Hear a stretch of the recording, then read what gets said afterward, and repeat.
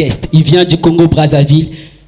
Il a traversé pour venir nous faire rire. C'est l'un des meilleurs stand-uppers du Congo-Brazzaville. Hier, il avait une prestation, disons un one-man show qu'il a présenté à Canal Olympia et c'était magnifique. J'ai vu les images, mesdames et messieurs.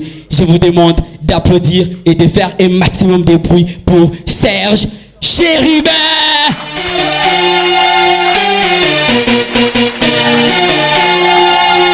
On applaudit, on applaudit.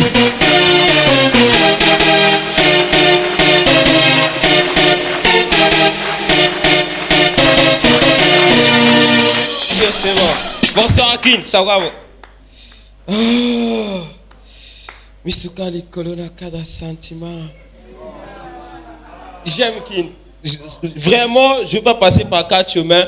J'aime Kinshasa. Ozanani, Namboko. J'aime tout à Kin, sauf 2 choses. Les embouteillages et les motards. J'ai quitté Kintambo jusqu'à ici. J'ai vu ma vie défiler comme ça, là on dirait 10 fois.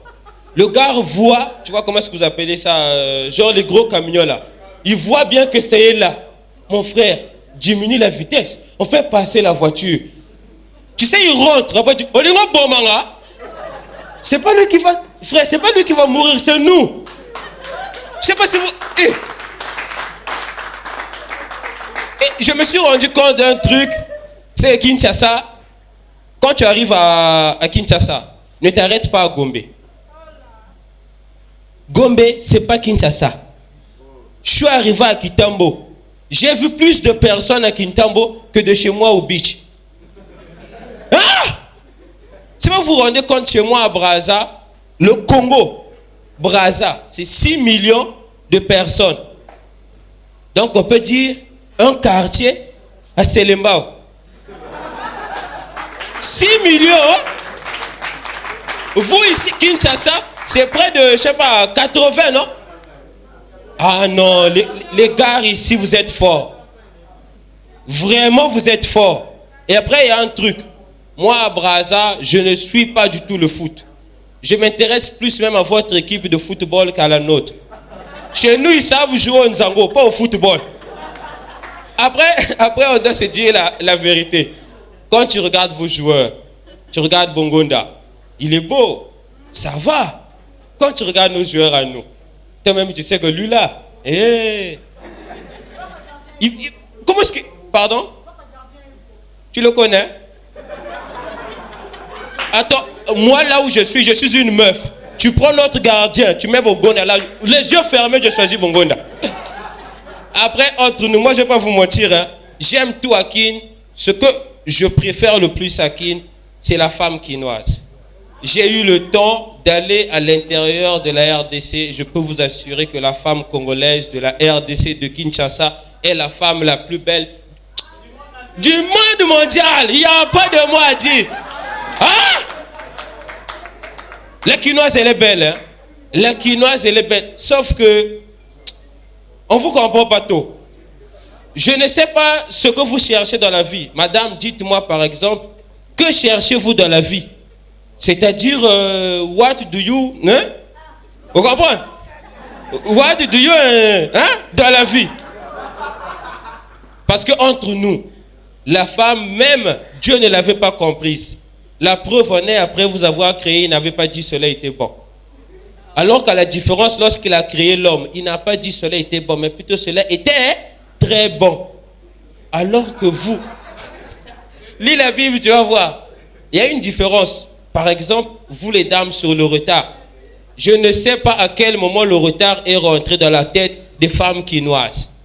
Moi, avant, je me disais que c'était dans la Bible. Hein, genre au commencement, c'est Dieu qui avait dit ça à Ève. Détrompez-vous. Je n'ai rien vu de tel dans la Bible. Jésus qui parle de tout. Jamais Jésus n'a parlé du retard de la femme. Alors que Jésus marchait bien avec des femmes. Hein. Marie de Magdala, Marie la sœur de Marthe, Maniquée. Mais Jésus, à aucun moment, il ne nous parle du retard des femmes. À un moment donné, je me demande à quel moment le retard est rentré dans la tête des femmes. Est-ce au siècle des Lumières? Et là, il y a beaucoup de gens qui se demandent c'est quelle année le siècle des Lumières. En fait, moi-même, je ne sais pas. J'ai vu ça quelque part, je me suis dit que ce serait bien que je le dise ce soir.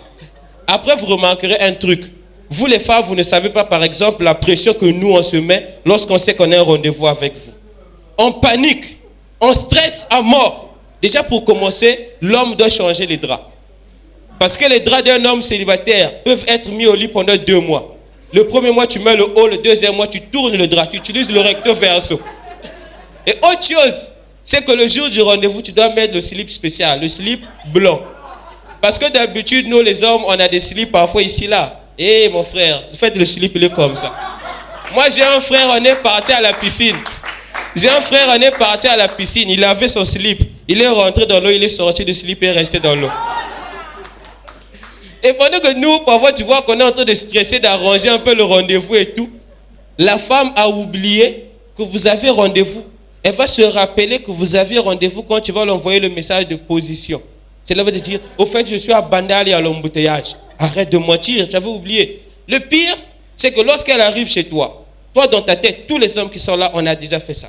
Je te dis quand elle va venir, elle va se placer directement au lit. Elle arrive chez toi, elle va se mettre sur le canapé. Frère, déplacer une femme du canapé au lit, c'est un calvaire. Surtout les filles qui portent les ballerines. Ah Seigneur. Pendant que toi tu es là, tu te dis, Seigneur, fais en sorte qu'il y ait coupure. C'est le jour que la SNEL a décidé qu'il n'y aurait pas coupure. Et là, elle est en train de regarder la télévision. Tu essayes un peu de la toucher. Ah, Tigako, oh Barbara. Épisode 2, Nathalie Angoté. Et il y a un truc, il y a un truc très important, vous le remarquerez.